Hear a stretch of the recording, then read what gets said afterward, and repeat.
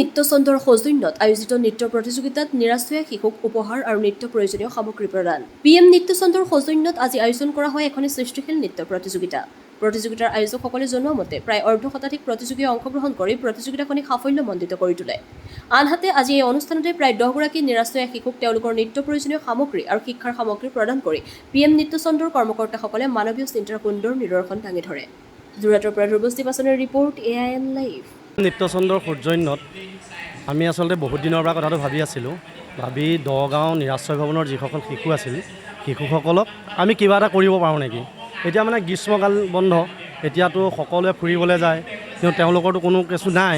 তেওঁলোকক আমি এনেকৈ আনি এটা সমজুৱা অনুষ্ঠানত তেওঁলোকক অকণমান পোহৰলৈ উলিয়াই আনি কিবা এটা দেখাব পাৰোঁ নেকি, এইটো আমাৰ বহুত দিনৰ আগৰ পৰা এটা হেঁপাহ আছিল।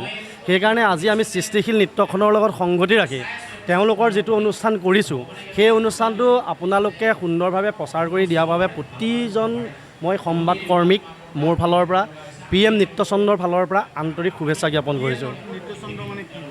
একচুৱেলি PM নৃত্যচন্দ মানে এনেকুৱা এটা বস্তু, দুগৰাকী ছাত্ৰীৰ নাম, দুইগৰাকী ছাত্ৰী নৃত্যশিল্পী হয়।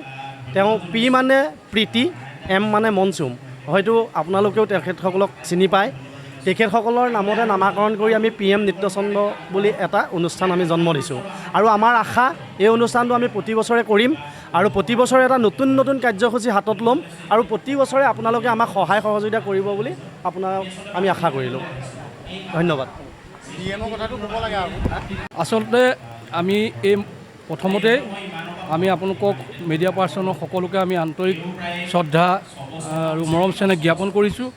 আমি অনুষ্ঠানটো আমি প্ৰথম পাতিছোঁ PM নৃত্যচন্দ আমি সৃষ্টি কৰিছোঁ এই বছৰত, আৰু এই বছৰ আমাৰ প্ৰথম পদক্ষেপ হিচাপে এইবাৰ আমি দগাঁও নিৰাশ্ৰয় শিশু ভৱনত যিখিনি ল'ৰা ছোৱালী আছে আমি তেখেতসকলক কিছুমান মৰম স্নেহ দিম বুলি ভাবিছিলোঁ।